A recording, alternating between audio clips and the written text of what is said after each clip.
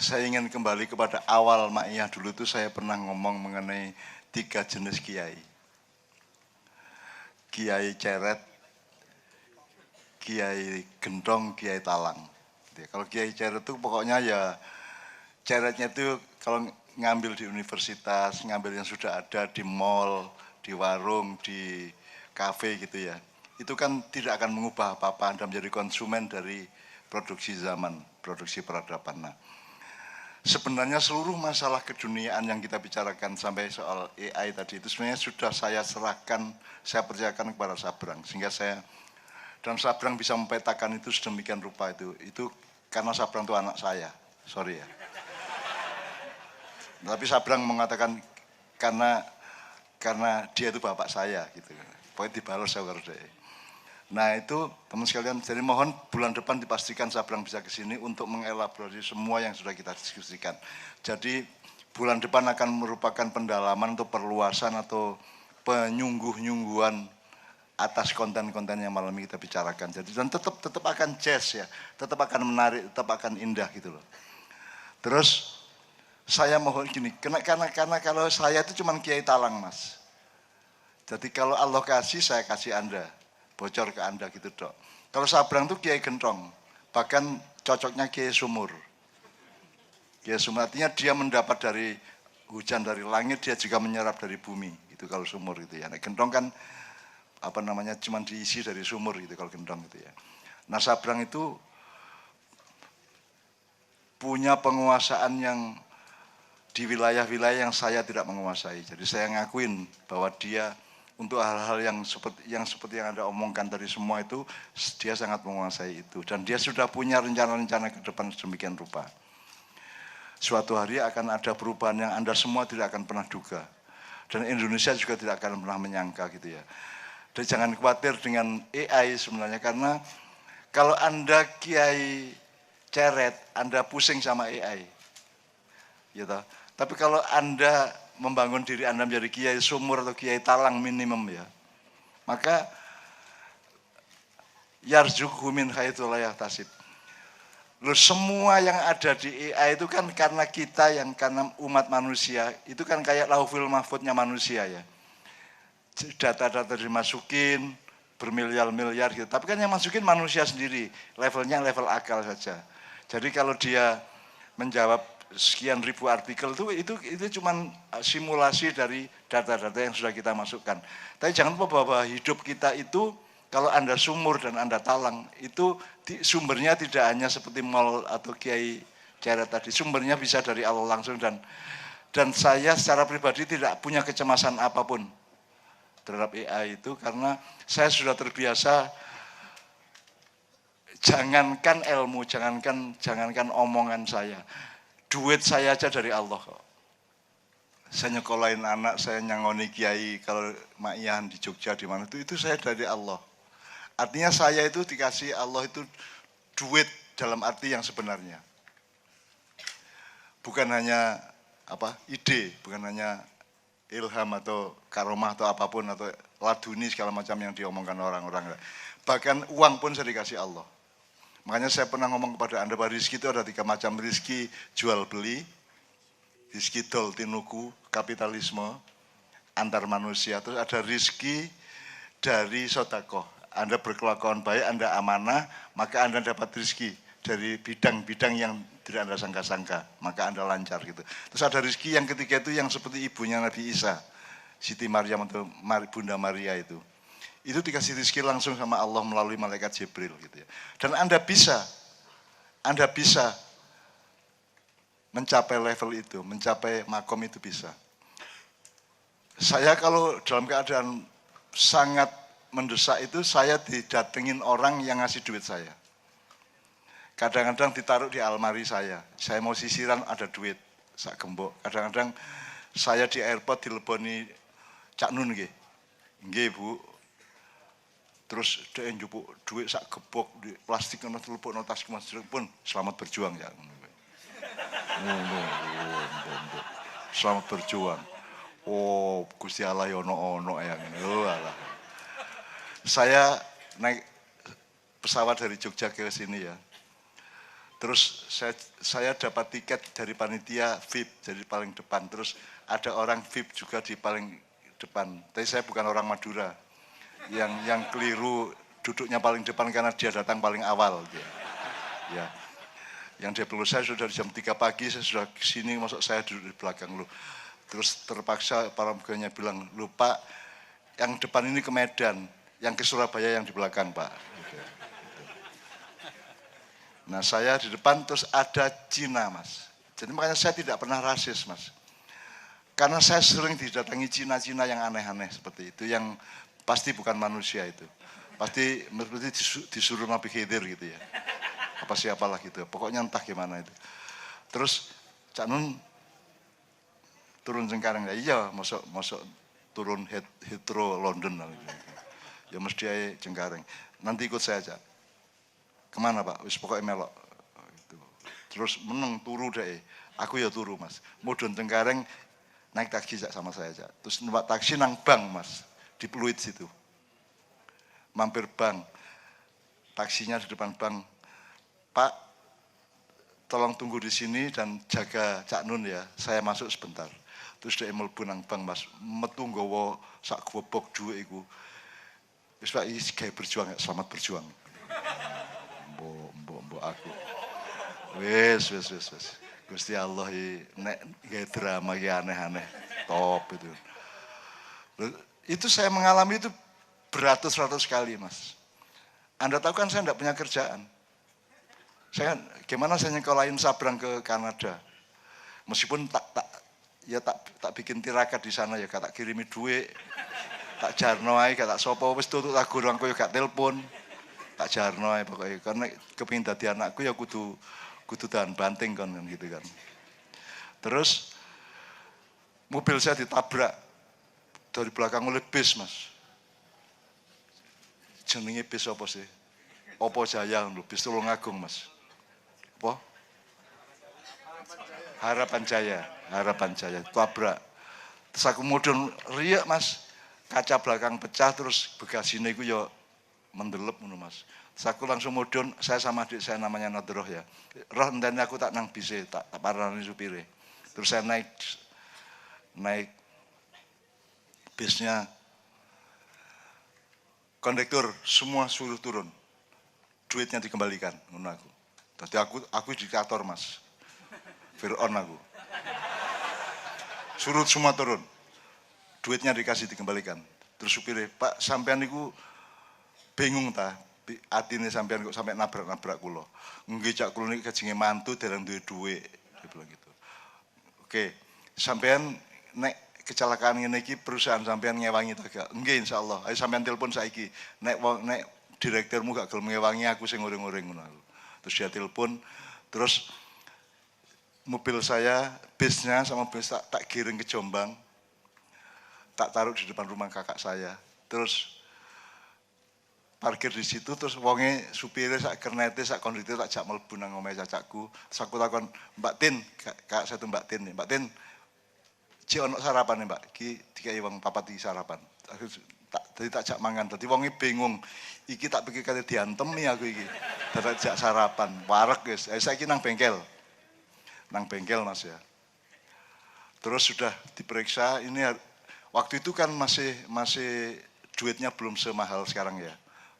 Kursnya masih lumayan lah waktu itu. Jadi pokoknya habis 800 juta, 800 ribu, enggak sampai 1 juta. Terus aku sakno Mas, saya kasihan, saya enggak tega sama sopir ini kalau harus bayar 800 ribu. Banyak waktu itu, saiki mungkin 80 juta lah saiki gitu ya. Saya enggak tega. Terus saya janji dalam hati saya, pokoknya nanti begitu dia bayar, saya kasih ganti. Gaya Mas, koyok sugi-sugi ya kan ganti-ganti gitu ya. Baru duitku ya Mas, saya ketemu 10.000, Mas 10.000, 20.000, duit saya itu tingkat segitulah sampai sekarang juga gitu ya. Suatu hari pokoknya ketika itu sudah jadi, kami janji untuk ketemu di Jombang ngambil kendaraan. Terus itu saya dari Jakarta Mas, kecelakaannya di Jogja, bengkelnya di Jombang karena kecelakaan di Kertosono gitu ya. Bengkelnya di Jombang. Nah ketika saya di Cengkareng itu mau ke Surabaya ke Juanda itu nggak punya Mas. Ya punya untuk tiket itu tok. Tapi kok ya apa aku janji meskipun tidak janji ke orangnya, saya janji kepada hati saya sendiri bahwa saya akan mengembalikan 800.000 itu Mas. Gitu ya. Nah, sebelum saya boarding Mas, ada orang Cak Nun nggih. Nggih. Dibleseki Mas tasku Mas, dilobokno gitu aja. Selamat berjuang ya. Ya. Pokoknya selamat berjuang KPI berarti nabi ini podo ya. Terus sampai di Juanda belum tak buka Mas. Saya kan punya kenikmatan gaple ya. Jadi nggak saya buka dulu, tak biarin dulu. Enggak titik. Ini Mas ya. Jadi saya enggak buka tas kresek yang berisi uang bendel-bendel banyak itu ya. Sampai di Jombang saya pamit ke kamar kecil baru tak delok 800.000 pas Mas. Terus aku sambat ya Allah, ya Rahman ya Rahim, mbok diluwi-luwi 50. Mosok sampean pas ya nopo.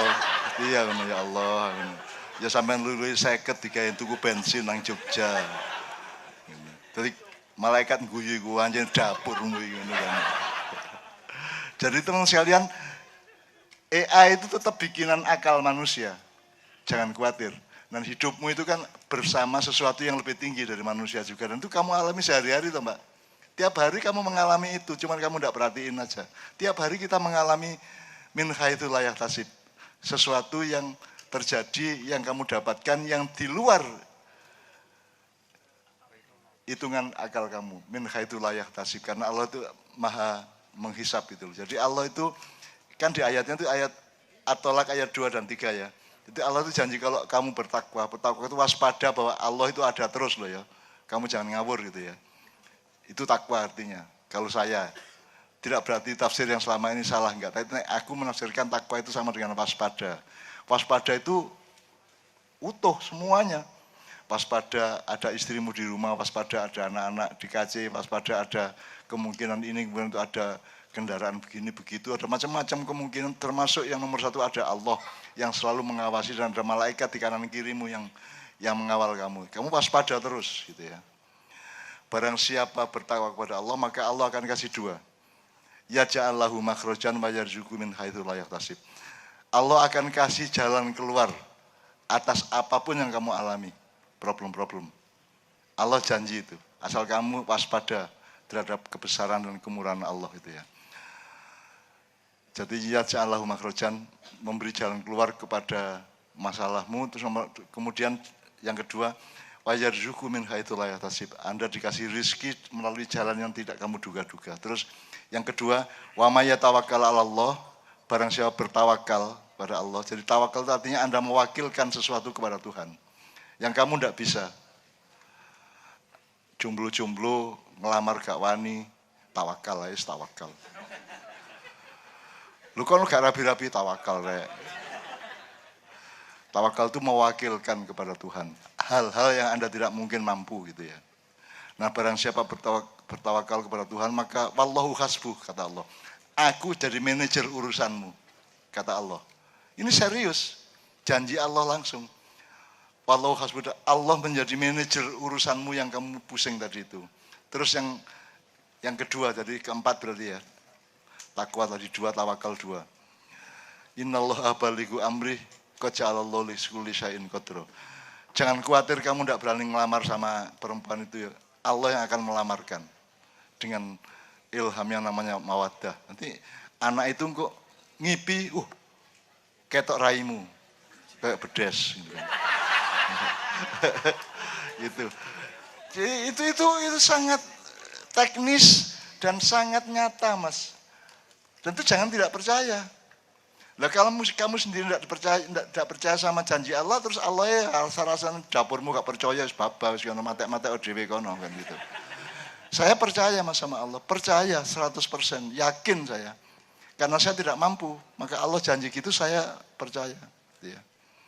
Demikianlah saya menjalani hidup selama 70 tahun Mas.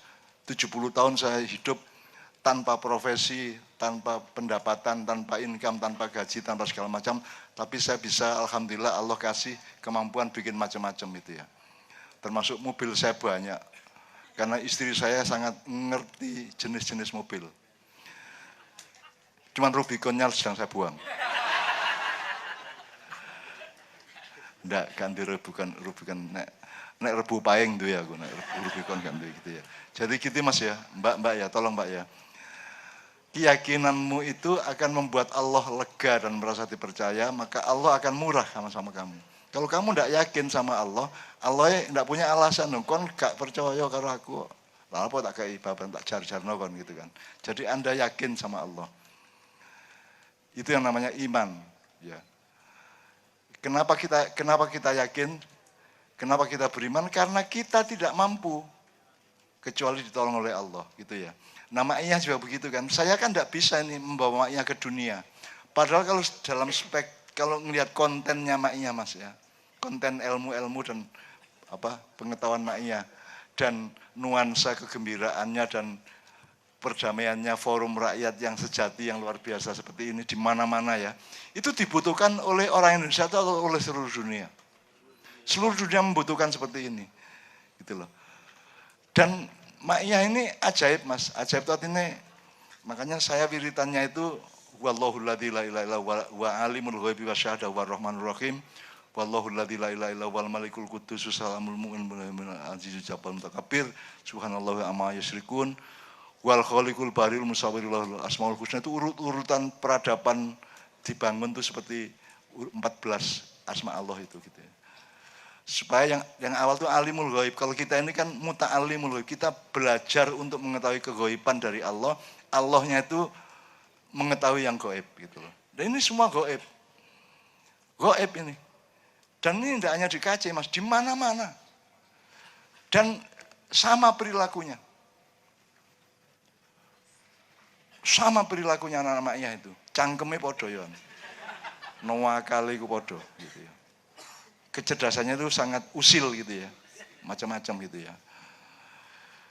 Dan itu ternyata di pelosok-pelosok manapun seperti itu. Jadi misalnya sekarang saya kalau Ma'iyahan sama Kiai Kanjeng, ini kemarin di Pati dan Semarang, sebelumnya di Kediri, di Batu itu ya.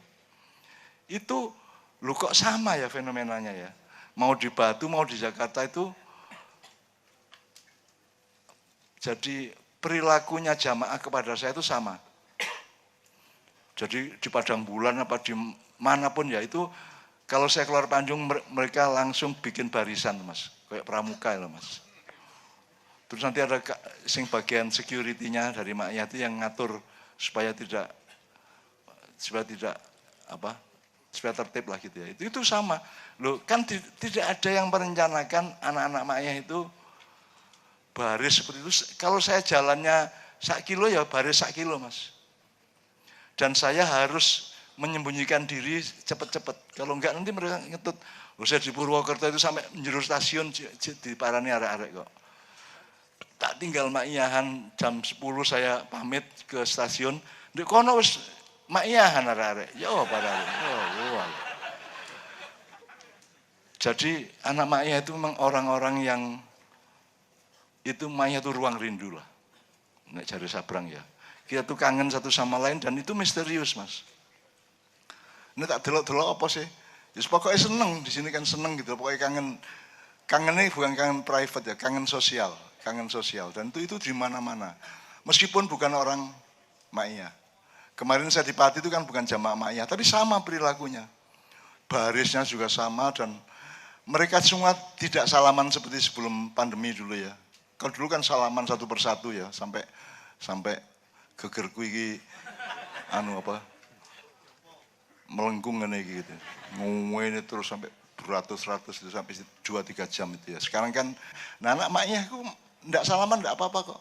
Maklum kok, rek. Saiki kebatinan. Paham kok mereka dan mereka ndak nuntut kok. Dan mereka tetap cinta. Dan nyakotnya cinta mereka kepada saya itu Masya Allah. Anak Ma'iyah itu. Masya Allah dan bagi saya itu gaib itu. Nggak mungkin Mas mobilisasi bisa kayak gitu. Nggak mungkin konstituen partai kayak gitu kan. Gitu ya. Nggak mungkin. Ini Allah yang menyambung semua ini. Ini banyak malaikat-malaikat Allah di antara jamaah ma'iyah sendiri. Karena malaikat itu bukan sosok, malaikat itu adalah fungsi, energi, dan frekuensi. Ya. Jadi Anda juga ada yang berfungsi malaikat kadang-kadang.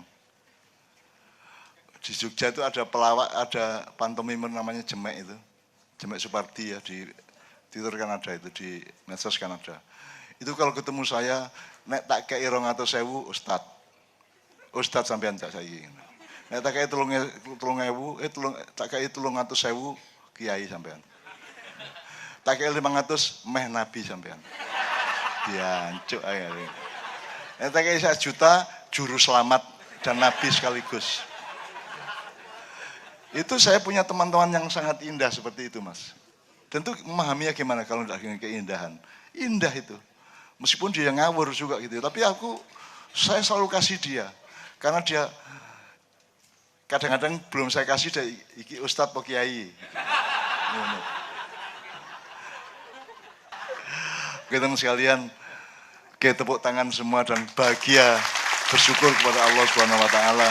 Mudah-mudahan Allah menambah rizkimu, menambahi kegembiraan hatimu, menambahi kerukunan keluargamu, menambahi kemaslahatan dan keseimbangan masyarakatmu. Amin ya rabbal alamin.